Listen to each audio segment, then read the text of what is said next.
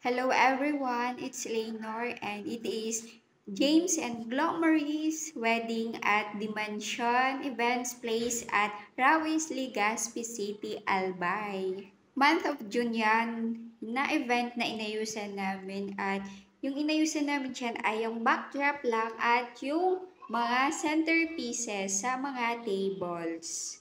By the way, yung sinasabi ko nga sa recent videos ko na balisis na events, yung hindi ko ma-upload yung before and process ng aming pag-setup sa mga events namin dahil yung mga videos ko ay andoon sa iPhone and bali yung iPhone ay hindi na ma-open. Yung maipapakita ko dyan, ayan na lang na clip yung after na ng aming pag-setup at yung mga pictures, yung malalagay ko dyan sa video na yan.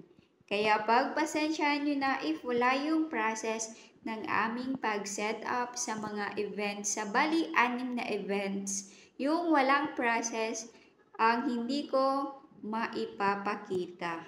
Gumamit lang pala kami dyan na 4 na panel boards at yan nga binalutan ng mga Gina cloth at naglagay dyan ng Salago twigs para pagtusukan ng mga artificial flowers and leaves. And meron din na grass carpet kaming nilagay dyan sa sahig. At yung calligraphy name ay made of styro lang yan.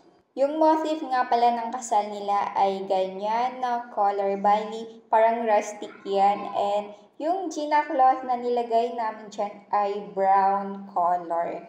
James and Glomaris, congratulations on your wedding and best wishes. RCNTSD Party Creation, we can decorate in any occasions like birthdays, weddings, anniversaries, and yung sa mga stage like graduation sa school and sa pageant night.